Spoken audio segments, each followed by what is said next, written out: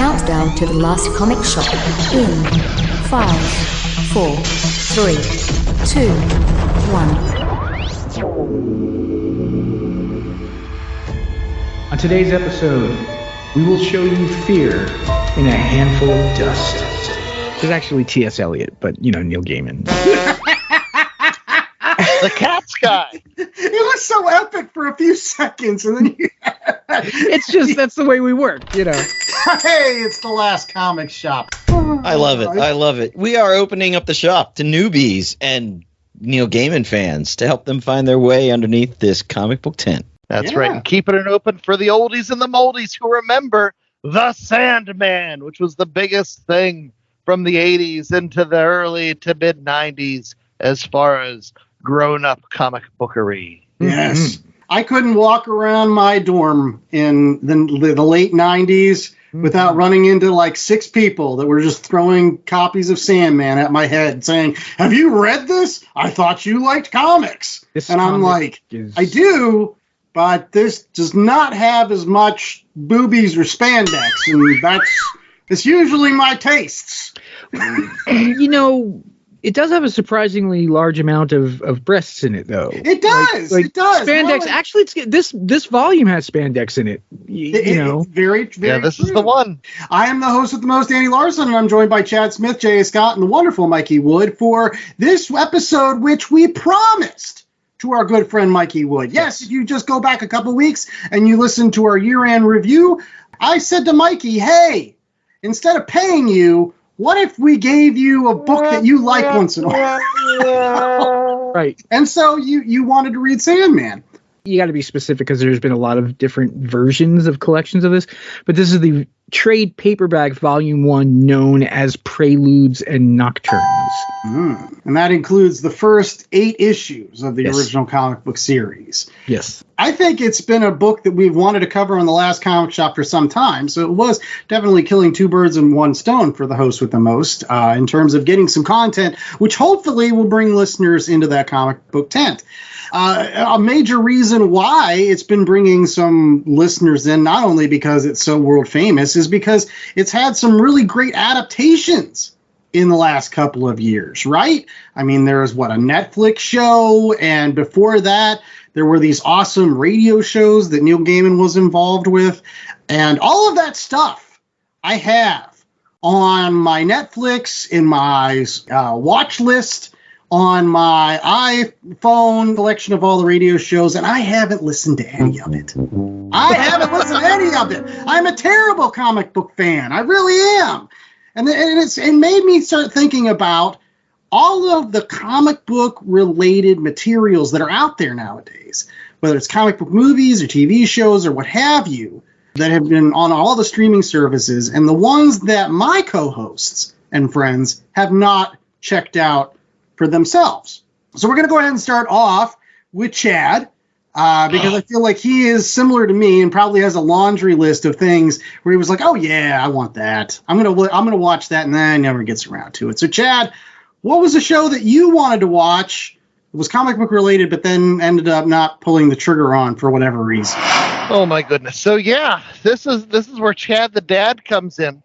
Where I'm pretty good at reading comic books, but I am terrible since having children, these 12 years hence, with watching shows. So my list is huge. I still haven't seen the Flash shows. I love Tom from Mike and Tom Eat Snacks. He's in the Flash show. Never seen an episode. There are others where I'll start, like Scott Pilgrim. I love Scott Pilgrim. I watched the first 3 episodes one night. I'm like, this is great. And then I haven't gone back to it since. Or One Piece. I was watching One Piece with my kiddo, and we watched through like 30 episodes. And then, no, that's a lie. I probably watched about 10 of those. He just kept going. And there's so many. And I stopped with that one. But the biggest one that I regret not having gotten to yet, it's a secret shame. I've never finished the Daredevil Netflix show, which Daredevil is one of my ride or die books. I buy that every month. I have a huge Daredevil collection. I love all the various authors and artists that have worked on that book. And I watched the first season. I remember seeing the hallway fight from Old Boy that everybody was all about. The toaster scene? I don't remember a toaster scene. He He throws a toaster at some guy's head. He comes out of the room and he throws a toaster. Yeah. It's the best. One big long shot, but I never finished that show. I never made it to season 2 or season 3 or The Punisher. And I love Daredevil, but I'm bad at TV. For whatever reason, with my kids, by the time I get my kids to bed, as soon as I sit down to watch TV, I just fall asleep. So, J.A., you're up next. What's a show that you haven't got to watch yet, but you've been meaning to? Yeah, so some of this is because it was hard to find. I think it was an FX show, and FX doesn't make it over to Asia, so you have to wait for it to show up on a streaming service that does make it to Asia, and that is Legion. I never watched the Legion show, which is, you would think, oh, it's a show related to the X-Men. It's got mutants in it. It's got one of the crazy mutant characters in Legion himself, but I never watched it. And one of my favorite shows, Parks and Rec, Aubrey Plaza is in Legion. Oh, I love Aubrey Plaza. She is just so witty and deadpan at the same time. Oh, so now you have to watch it. Now I have to watch it. Yeah, Aubrey Plaza's in it, and I got to watch it. All right, Mikey, you're up next. Oh, there's a lot of things I haven't watched yet. I haven't seen the Runaways TV show. I haven't seen Cloak and Dagger. I saw 2 episodes of Marvel's Doctor Who show Loki. Everybody seems to love it because everybody loves Loki, and it was really good what I saw of it, but never finished it. I don't have a lot of time, I'm not allowed to watch TV in my own house. I have to stay in the basement with my nerd stuff. but there's a bunch of those that I understand are quite good that weren't around for a very long time that I have to kind of go back and catch up on. Okay. Well, on the opposite tip, though, what about you? Oh, I said Sandman. Okay. What else? You still have to watch Miss Marvel, too. I do. You know what I think it was? It was the fact, for some bizarre reason, I skipped that. And then by that time, then the She-Hulk came out. And even though I really liked the She-Hulk, I didn't like all of the atmosphere and the environment that She-Hulk created. And so it was like, am I not allowed to like MCU shows anymore? Am I not allowed to enjoy them because people are all curmudgeonly now? So I never went back and watched the Ms. Marvel. You're right, though. I really should. But on the opposite tip, I was going to ask before we get to commercial break, what's one show that's comic book related that you don't feel like a lot of people have watched, but you think is really, really good and worth people's time? And we'll go ahead and start off with Mikey. Mikey, do you have a show out there that you don't think a lot of people have watched, but is, gosh, that's super good? Like specifically television shows, or can it be a movie? And does it could be a TV show or a movie that's comic book related that you think is really good? There are a couple of things that I think people should see because they're bonkers, and I don't know if they're good, but I like them. Okay. There was I believe it was an Italian or French-made adaptation of Mobius's Blueberry comic strips called Renegade here in the States. And it's weird. It's a Western that involves peyote trips and ghosts. It was just weird. And I don't think it's a very good adaptation of Blueberry because I don't remember Blueberry being that. And then there was a very, very short-lived television adaptation of Mike Grell's John Sable Freelance that if you can find it, bootleg or something, it's worth watching because I like it, but it's probably terrible. So there you are. There you have it. All right. J.A., do you have one? So I'm going to cheat a little bit because there is a comic book of this series, and it's not just an adaptation. It's actually original material. But the source is novels, and that is The Expanse by James S.A. Corey. They made 6 seasons of it for TV. You can find it on Amazon Prime, and it is some of the best hard science fiction this side of 2001. That's another show J.A.'s been meaning for me to watch for some time. I watched, I think, the first 3 episodes and fell off. Any case, Chad, do you have one? There's one show that I've been able to watch with my kid consistently, and both of us enjoyed it, on the same level. And so it's currently available on Hulu for those that have Hulu subscriptions. And this may or may not be cheating because it's animated, but it is the Tick Cartoon Show. My 12-year-old loved watching the animated Tick Show with me. There's so many great moments. The Mad Bomber, What Bombs at Midnight. The man-eating cow, the tick with the straw.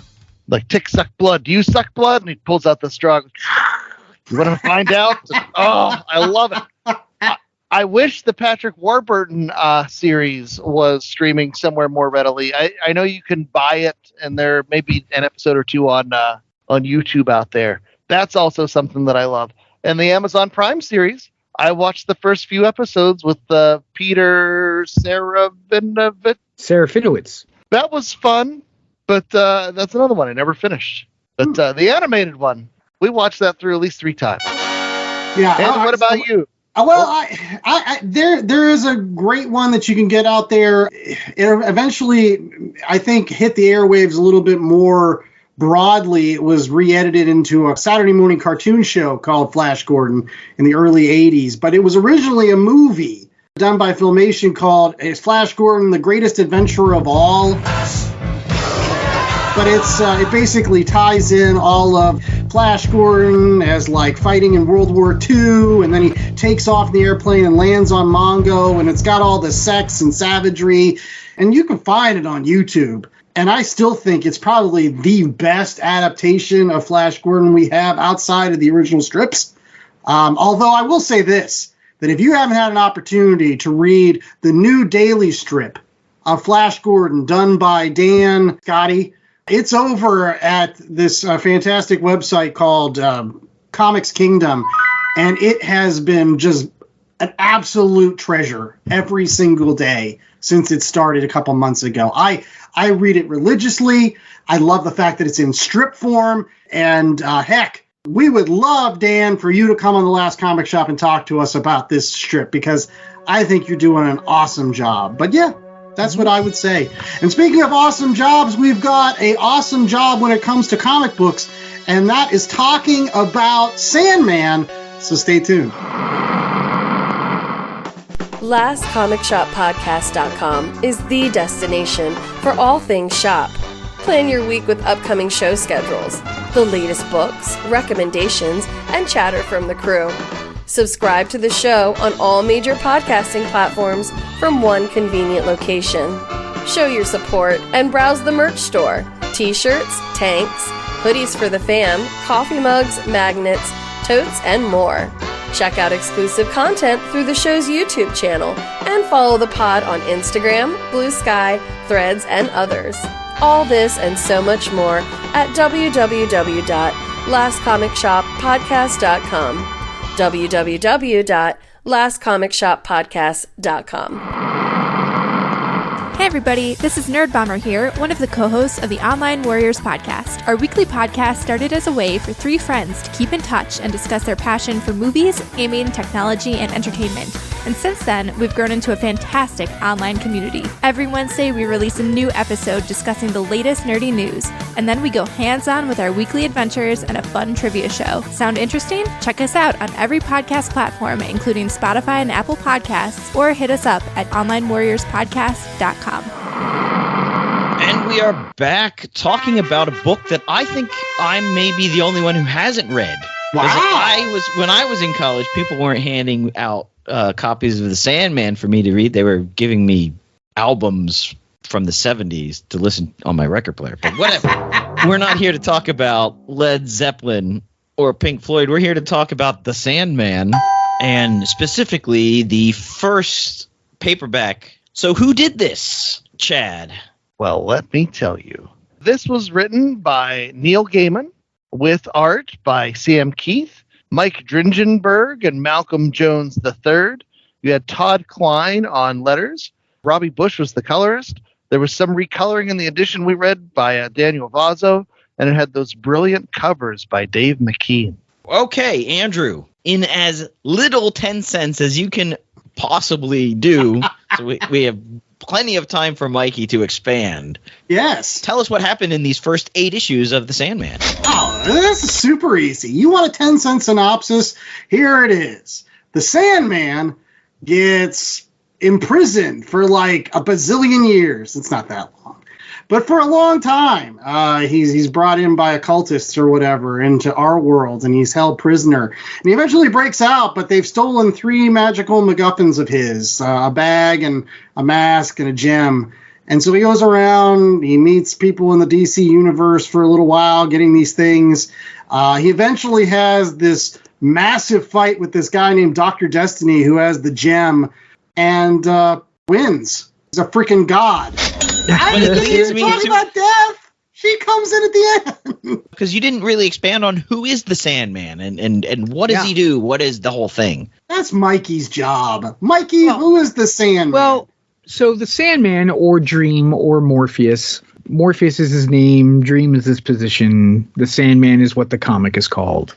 He's one of the endless, and they're not exactly gods, but they are manifestations of things. They've existed before humanity and before Earth, and they will exist after. You don't really meet all of them in this 8 issues. You just meet 2 of them, but they're mentioned. It's like dream and death and desire and delirium and destiny. And later on in the series, you meet Destruction, who's estranged from the family. And there's this big, large tapestry. But Morpheus is Dream. He is the current manifestation of Dream. Has he always been the manifestation of Dream? We don't know. Will he always be the manifestation of Dream? No. But you have to read the entire series, and this is only about the first 8 issues. But real quickly, Mikey, there are actually a lot of other Sandmans in comics, right? Like, everyone was throwing this Sandman at my head. When I was in college, I was reading Sandman Mystery Theater, which has Wesley Dodd, who I think is the Sandman.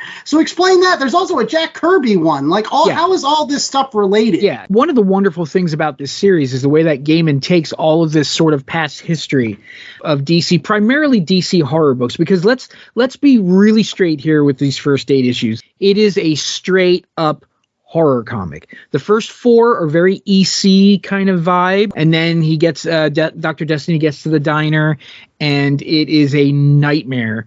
It's meant to be that. It's meant to have that sort of classic DC horror. Like, he has Cain and Abel. Cain was the host of House of Mystery, and Abel was the host of House of Secrets. And then he's got Cynthia, Mildred, and Mordred, who are the hosts of Witching Hour, who represent the Maiden, the Mother, and the Crone. He brings in Lucian. He only appeared in a couple of issues, but Lucian was like, these are all the horror hosts, like the Crypt Keepers, but DC's version of them. The Golden Age Sandman, who's Wesley Dodds, who does appear in this book. Came out prior to Sandman Mystery Theater, but Wesley Dodds is mentioned in there, and Morpheus's imprisonment is actually part of Wesley Dodds' origin now. It's wrapped up into there. And then there's Hector Hall Sandman, which was the Kirby yellow and red caped Sandman who had Brute and Glob, who are mentioned in this, and he comes in later on. So it weaves all of that. Pre-Vertigo, there was no Vertigo at this time. Subprint and header didn't come out for a couple of years. So it was still tied into the DC universe, technically. And we see the Justice League in this. He appears in Mr. Miracle, who's used in a really great way, and a really, really funny thing with Martian Manhunter. And you see what Dream looks like to Martian Manhunter. And the issue where he spends the day with his sister, his older sister, Death, that's where it sort of changes. You could feel the change in the vibe of the book as of that point. It still stays dark, and it still has horrific stuff all throughout it, but there's a bit of a change in him as a character, and because in the beginning he is vengeful and angry, and then he's just kind of miserable, throughout the thing. And it was just like, I had never seen Sam Keith's artwork before. I'd never seen anything like it before, and I was intrigued by Dave McKean's artwork and his covers for that. I got to see the original cover for issue 1, and it's like 3 feet tall and 2 feet wide, because there was no Photoshop at the time. It's hand painted. There are actual items on shelves. It's a gigantic wooden box with things in it. It's amazing. But it just it changed my life. And every time I read it, it has that same sort, even though it's very familiar, it still scares me. I still worry about all those people in a diner.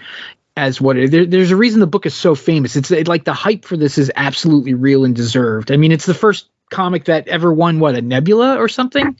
I can't remember. It won some award, and there's a big hubbub about it because it was a comic, and the literary people were like, "That's not." People who never read comics jumped onto Sandman. And I could go on forever, so somebody has to stop me, or else I will never shut up. There you go. Well, that's so much of Sandman for me was the aura around Sandman. Growing up as a kid, this obviously wasn't aimed at me. And so by the time I made it to college, this was the book that was the comic for intellectuals. There's even that pull quote on the back of the first graphic novel from Norman Mailer there. And it was the comic that girls read, and it was the comic that was the hipster dipster, oh, you want real comics, you should read Sandman. And so it always had like, oh, I should think this is impressive. And I have to admit, whenever I read it the first time, I was like, okay. And it didn't really impact me as much as maybe now with some distance. The horror elements were a little off-putting for me. I'm still not a horror guy, but I don't know. What did you guys think? J.A., like, this is the first time you've read it. You are a Sandman virgin. You're coming in. You've never read this before. And I've not watched the Netflix show either. But my initial reactions was much similar to Chad's. I was like, okay, I know I'm supposed to like this because I consider myself, well-read and a bit of an intellectual. I don't know. That's probably a little bit too high-minded. But it took a while to get into, partially because I also not a huge horror fan. But there were those moments that you could see, oh, wow, that's really nice, or that scene. I loved all the stuff with John Constantine. The fact that the guy likes Silver Surfer comics now makes me think that I need to go read John Constantine more. Sort of the stuff that was happening when he's trying to figure out these MacGuffins, and, he sees the three witches and all of this stuff. A lot of it's Shakespearean or drawing from that well. But it wasn't till after sort of the first arc when he gets all this stuff back and he's like moping around like a quintessential Gen Xer, and his sister comes and says, knock it off. Stop being such a self-centered jerk. Yeah. That I really was like, wow, I can see now why this is considered such a good run. And I would bet, and Mikey I'm sure will say, that this is just the setup, and you have to get through this, and then the next trade paperback, which is I assume 9 through 16 or 9 through 20 or whatever, that's like the essence of the Sandman. You read those two, then you can go watch the Netflix show. Yeah, the Netflix show encompasses that, so all the way to the end of the Doll's House. And my favorite storyline is called Seasons of Mists. And it is the story of the very unique way that Lucifer does sort of get his, not quite revenge, but he puts Dream in a very awful position. It's a very awful responsibility, and it's really, really fantastic. My favorite scene in the comic is that battle with the demon that Morpheus has in hell to get his helmet back. Because you think, because you've read comics your whole life, okay, he's going to go to hell and have a magical battle of some sort with the demon, and it's going to be awesome. But he doesn't. He has a conversation battle with the demon, and it's ingenious. And they change it a little bit in the TV adaptation, but it makes more sense as to why they did. Still good. But then, you meet Death, and you find out that the character that you think traditionally Death is the Grim Reaper who shows up and is emotionless and dark and takes you away and whatever. In this case, she is this beautiful soul who is kinder than anybody else in the entire book and more understanding of humanity than anything, and kind of shows Morpheus, the joy that there is in the world. It's just, Neil Gaiman now is Neil Gaiman, right? American Gods and all those. But back then, he was just some guy who was writing this book. A couple things that just Mikey pointed out. Like, first and foremost, for no other reason, you should read this because Neil Gaiman is an excellent writer. That's clear. There's a lot of talk sometimes around comic book circles about who's better, whether it's Neil Gaiman or Alan Moore. I know that one of the series that we did last year was Miracle Man, and that has the wonderful accolade of being written by both of these tremendous writers. And you can see it. You can see it in some of the issues. You can see it in the John Constantine issue, which, again, should be just kind of a MacGuffin chase. But, like, the way that he weaves in John Constantine's past love and makes it just tragic. but also at the same time horrific. Like, that's the thing. Like, people keep on bringing up this whole thing about that, like, this was a horror comic.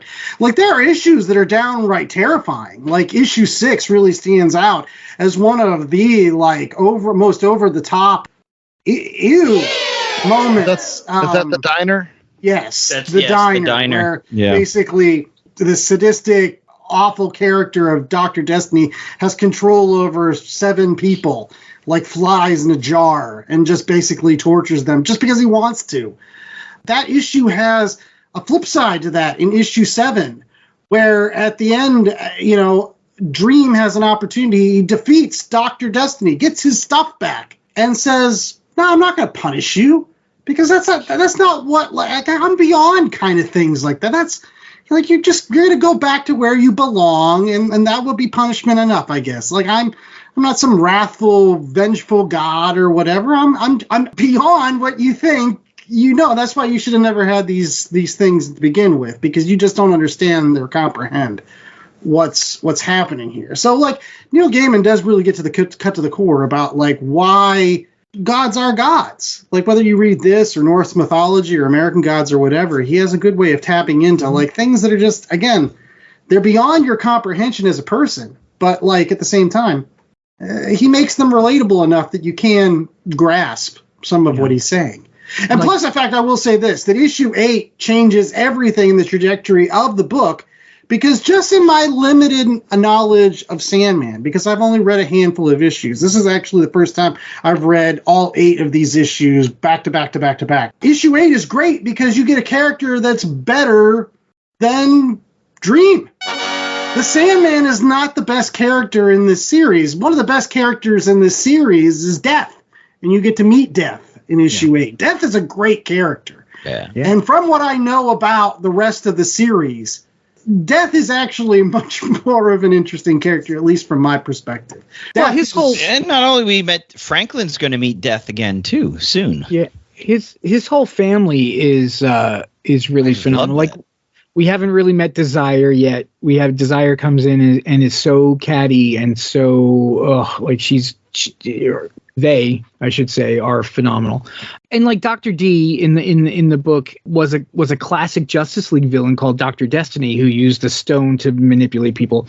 And it's really interesting how he weaves even that into the storyline. And he makes this Dream character who is a completely original character as of this first issue. Dream is an original character, but he makes it feel like he's always been there.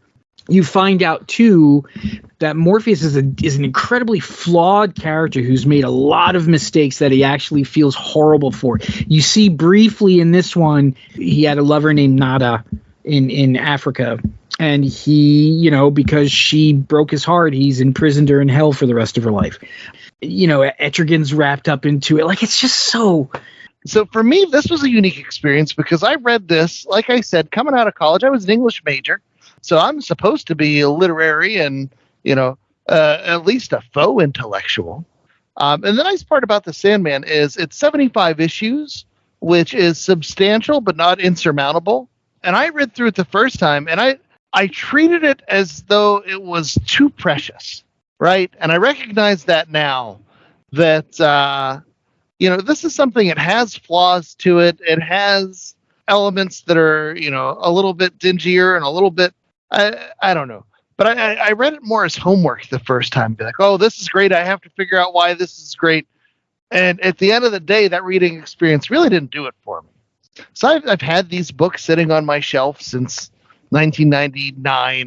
And now that I'm a little bit older and a little bit more comfortable in the fact that I don't have to love Sandman, I like him more now. Mm-hmm. And that was something that, it's taken me just as a human to be like, now that I'm not forced to like it, I can enjoy it for what it is. Experience it again without that pressure. Like, people will tell you this is the best thing ever. It's not. And that's okay. Mm-hmm. And there are parts of me that I'm like, I wonder if it would have been the same if Sam Keith had stuck it out. Because Sam Keith is one of those artists. He just has such a great visual style to him. But then you would miss out on the Pete Craig Russells. You would miss out on the Chris Bocciolo who comes along down the line. There's so many artists that take their swings in Sandman Yeah, there's a big run of Jill Thompson that's really nice too, but it is the greatest comic ever made. So that's the problem with that. It just depends on what you're in. No, I mean it depends on what you're into. But it, like a lot of books like Watchmen or like Dark Knight Returns, or a lot of books that have a legendary status to it. There's a lot of pressure if you've never read them before. Like there are kids now who go and they read Watchmen and they're like, I don't get it. I've seen this 1,000 times. It's like, yeah, but you didn't in 1986. That's the problem with coming to something after so much other stuff has become derivative, or after it's, there is a lot of pressure to I'm supposed to love this. And if you could come out and just say, at least you've experienced something, not everything is going to land for everybody. Right. There's still ongoing. Sandman led to The Dreaming, which also led to books of magic, and there's Thessaly later on. She's got her own mini series here or there. It's got, Death, The High Cost of Living, and Death, The Time of Your Life, the Death miniseries that are beautiful and wonderful. The Sandman's proper book ran 75 issues in one special, technically. And then there have been a couple of little additions like Sandman Overture, which is one of the most beautiful comics I've ever read in my life. And Vertigo was kind of created around this. And that window between 86 and 1990 was such a big time for me as a reader, because it really influenced my tastes moving forward. And Sandman is responsible for that. But I actually got a chance to say that to Neil Gaiman a couple of times at book signing, and he's always so gracious and so awesome. And I told him once that I was having trouble. I'd wake up without having dreams, and I hadn't had a dream since I was like 19 years old. And he was like, that's terrible. And he signed a book, and it says, to Michael, dream a little, named Neil Gaiman. And I swear to God, I had a dream that night. I swear to God. And he swears that he met Death prior to actually writing her in a book. He swears that he met her somewhere, Was her name Helena Bottom Carter? No, well, she was based on somebody who was kind of popular in the London sort of club scene. Visually, she was based on. For me, wasn't Constantine Sting, and was Lucifer David Bowie? Dringenberg used David Bowie as Lucifer, because he had that whole sort of androgynous kind of vibe to it.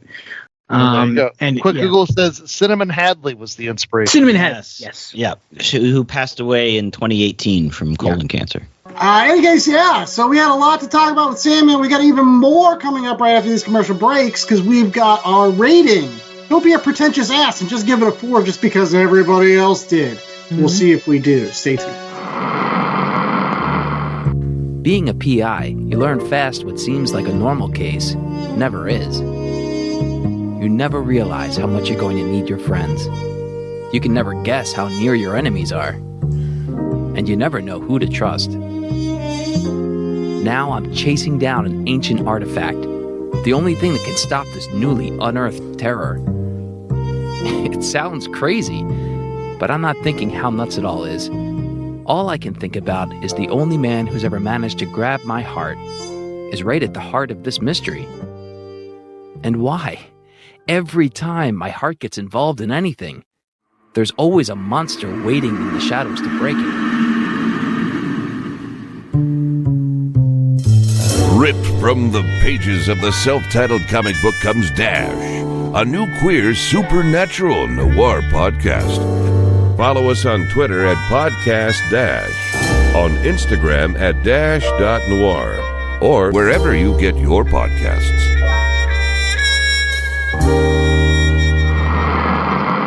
BCWSupplies.com has everything a comic collector could need. Boards, bags, long boxes, and so much else for our ever so increasing collections. And you can save 10% on your total order by using promo code LCSPOD at checkout.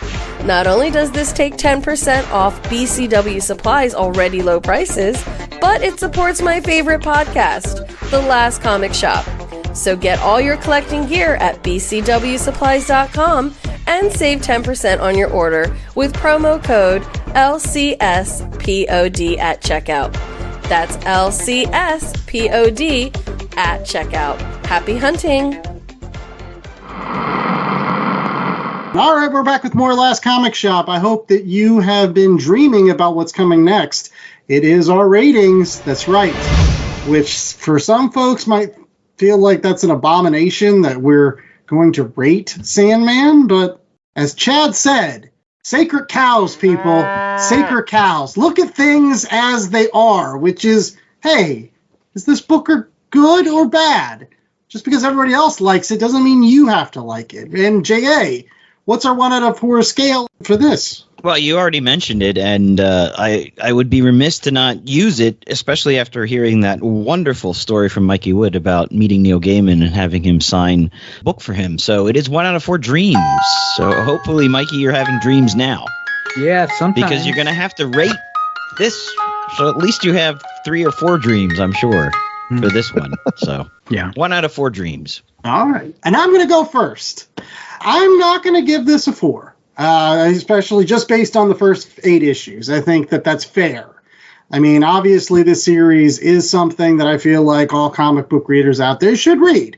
But you should come to it in its own time. Like Chad said, you shouldn't feel forced like it's some sort of Mount Rushmore book that if you don't read it, you're not a real comic book person. Again, my buddy J.A. Scott didn't read a lick of Sandman for 40 years. He was just doing just fine. And I feel like he knows a lot about comic books. So it doesn't mean anything whether you've read this or not.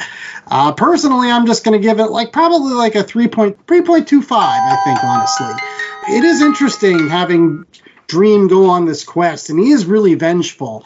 But one thing I didn't like, and maybe this will be an unpopular opinion among everybody here, but I'm not a fan of Sam Keith art. Can I just say that?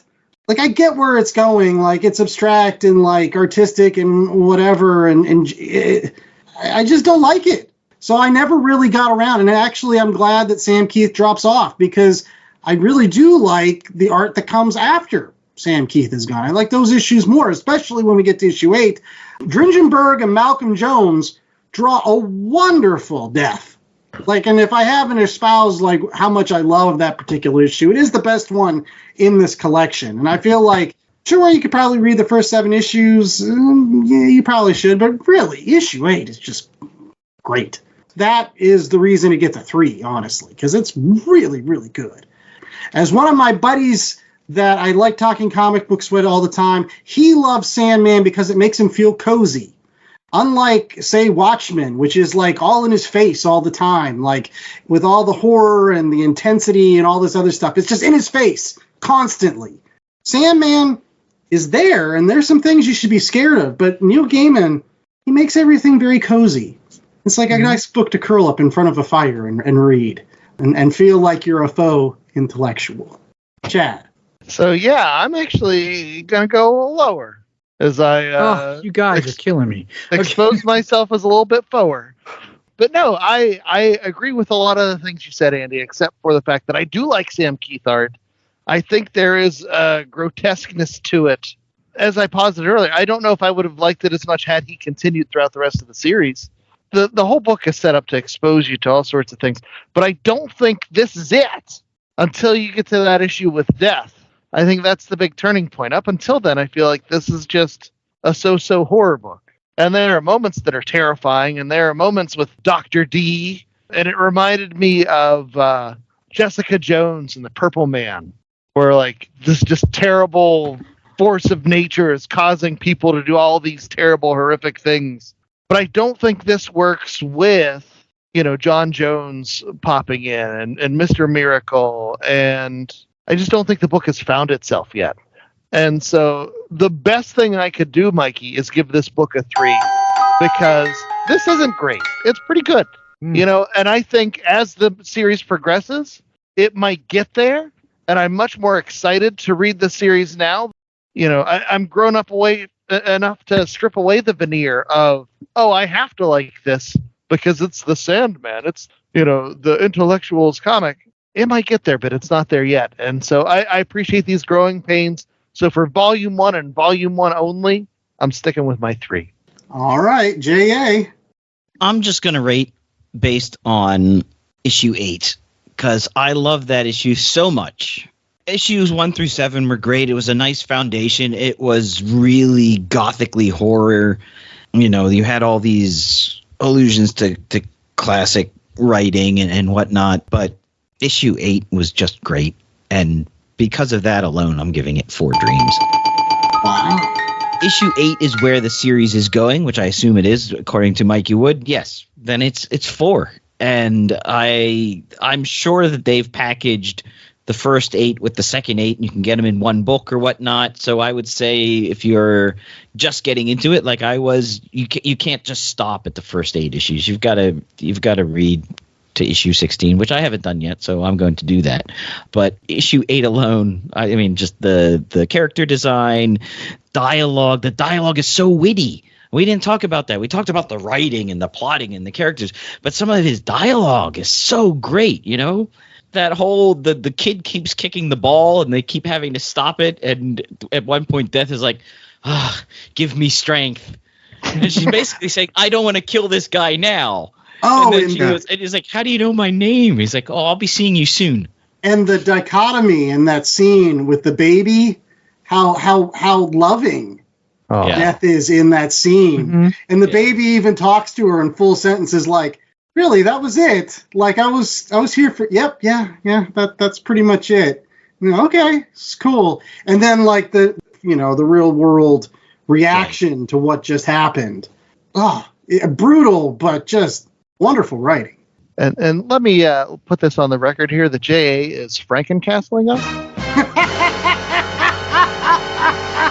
Yes, I am, Chad. Yes, there are 7 more issues. I do recall getting grief for giving Frankencastle a 4 because the really great parts were really great and the rest of it was, just forget that. But just want you to know, my fellow foe intellectual, we've been Frankencastled. All right, Mikey. Save the best for last. So it's really hard to grade things that you've seen the end of. It's hard to grade the beginning of something that you've seen the end of. You know what I mean? But, I mean, I'm going to give this a 4 just because of what it is and because of I'm trying to think about it from the point of view of me reading it the first time and what it did. Because I had not read horror books up until that, other than like some EC reprints and things like that, which is what Sam Keith's stuff feels like to me.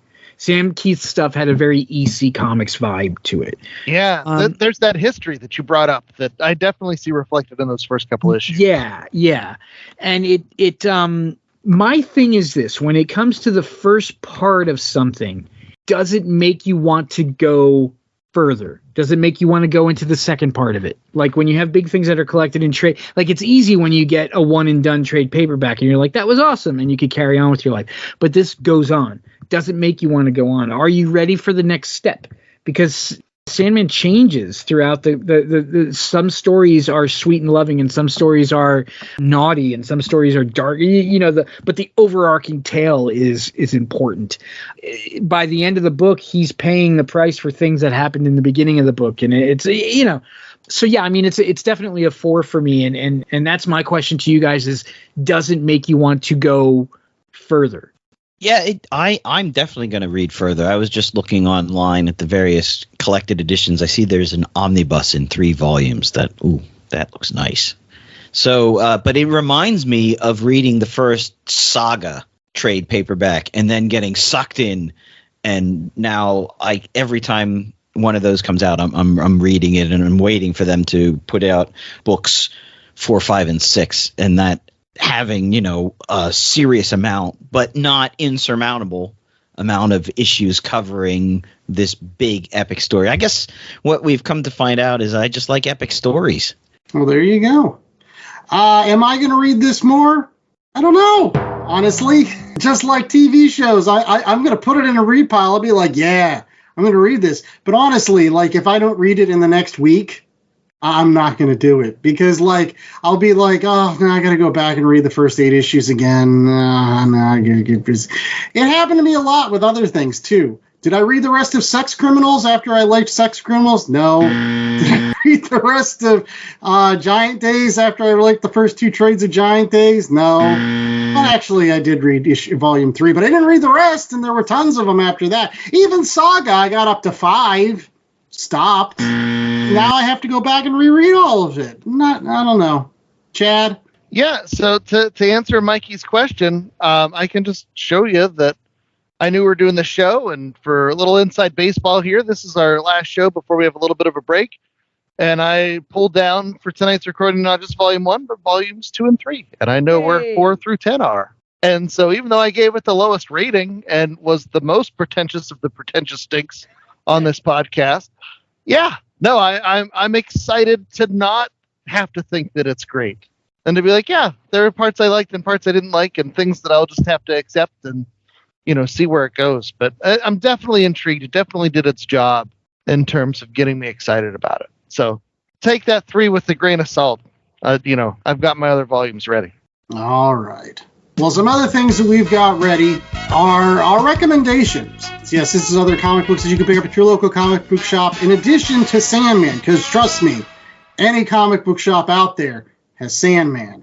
You just walk in there and be like, hey, where's the Sandman? Guarantee they've got it. That's bread and butter books, baby. Yeah, talk about how our show, we try to be evergreen.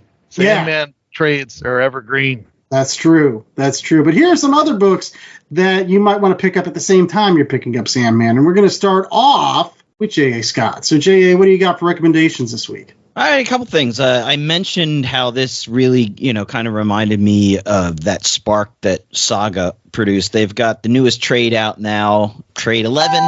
Hazel's now a teenager. Her younger stepbrother has just professed his love for her. She's sort of dealing with the fact that now she's growing up without a dad. Her mom is always putting these father figures in front of her that kind of travel along for a while and then go away. She's dealing with the loss of her dad. She lost her home in the last trade, so now everything that sort of grounded her is starting to go away, and how she's shifting that and dealing with emotions that a teenager deals with. So great ongoing story. I highly recommend that.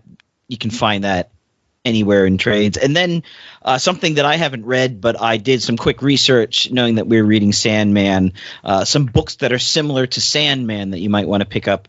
Maybe one of you has read this already. Promethea by Alan Moore. Got a lot of recommendations. With J.H. Williams III art. It's beautiful. Yeah. Esoteric spiritual quests and badass female superheroes. So we always say that Neil Gaiman and Alan Moore are sort of two peas in the same pod. So I would recommend that if you were looking for that. Okay. Yeah. That's Promethea is like, what if somebody who majored in mythology and ancient religions wrote Wonder Woman? It's very cool. Chad, what's your recommendation this week? Okay, so I was originally going to go with the new Transformers, which is awesome. It's Daniel Warren Johnson, totally fits the flavor of Sandman. But no, my real recommendation is going to be Good Omens, which is a book by Neil Gaiman and Terry Pratchett. Probably one of my favorite, if not my favorite book I've ever read, which ironically, I did not realize that it was a parody takeoff of the movie The Omen until Andy made me watch it a few years back, and then I couldn't sleep for weeks.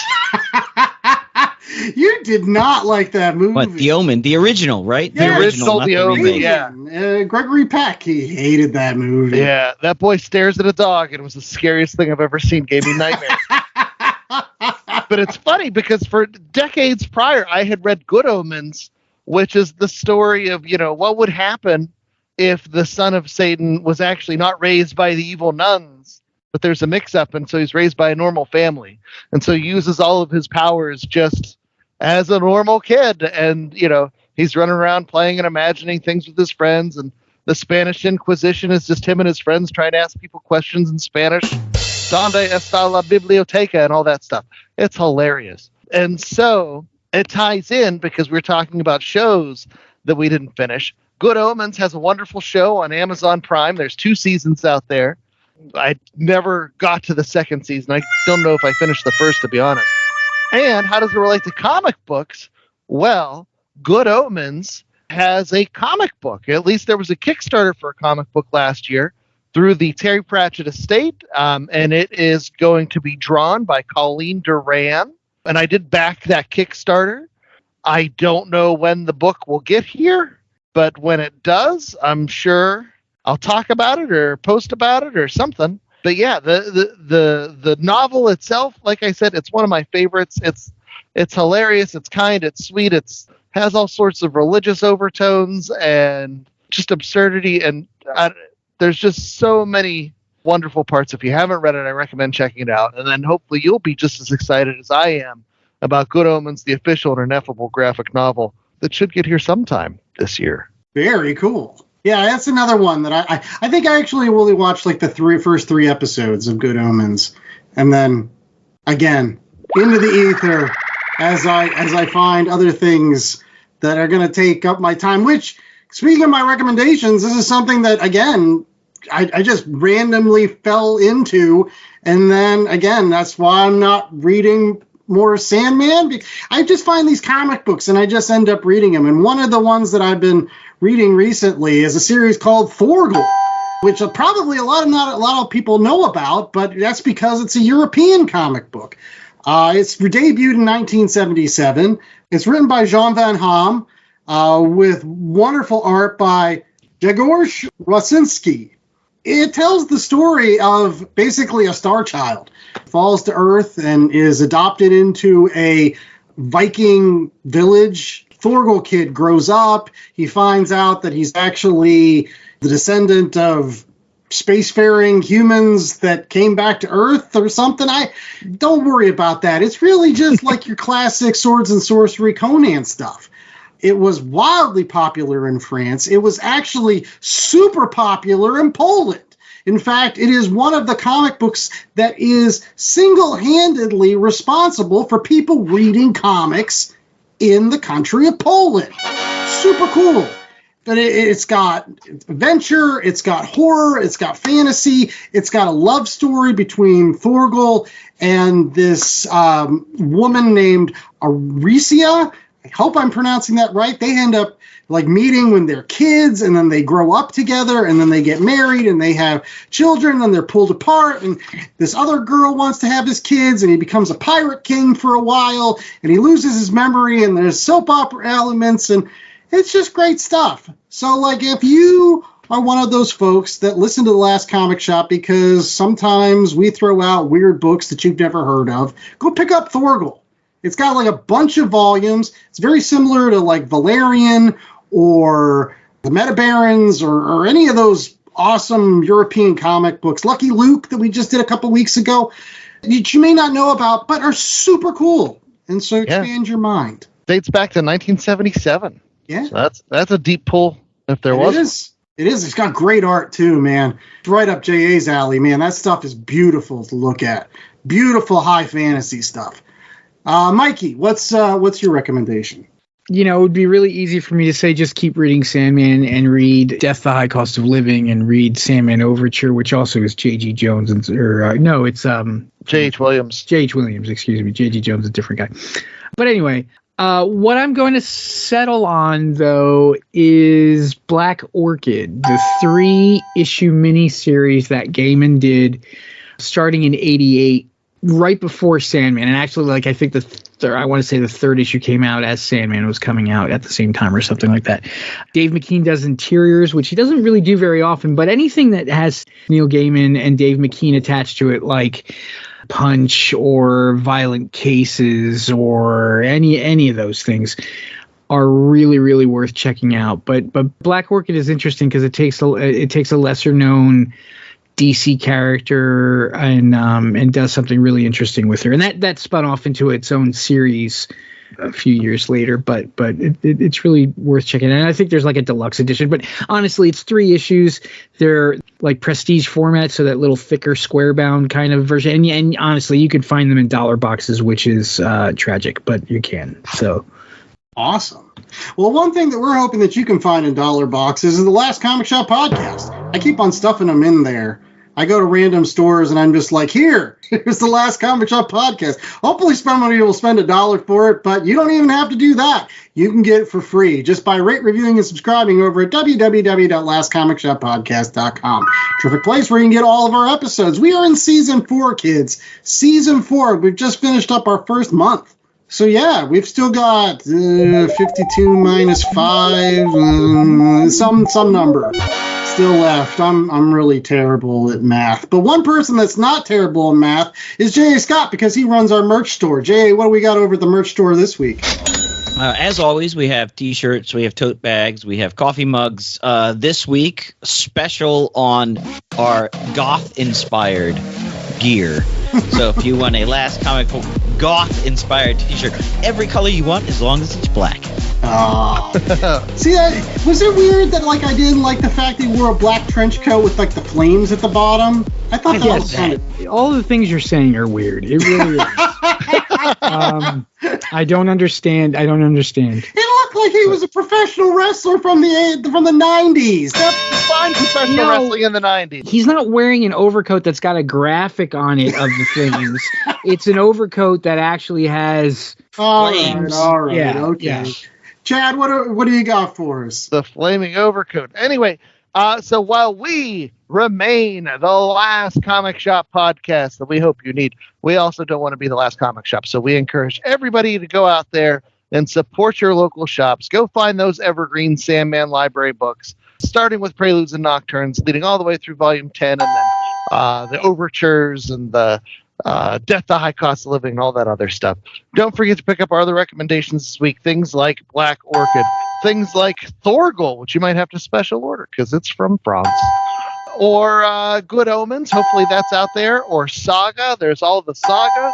All that and more waits for you at your local comic shop. So make sure you get out there and support those fine folks. They could use the business. Well, until next week, we hope that you come back to the last comic shop. Until then, I'm the host with the most, Andy Larson. I'm joined by Chad Smith, J.A. Scott, and the wonderful Mikey Wood. And we hope that you stay safe, stay warm, and remember that if the Invisible Man and the Invisible Woman had children, pretty sure they're nothing to look at.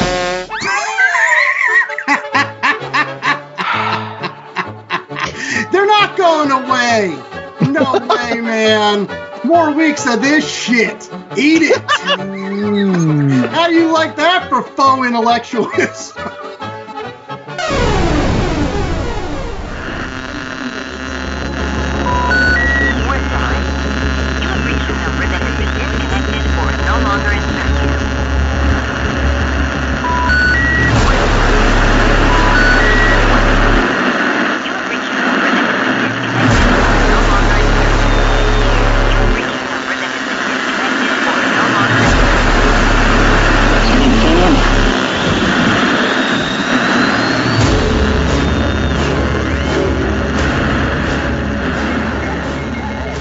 The Last Comic Shop podcast was a 2024 Black Angus production.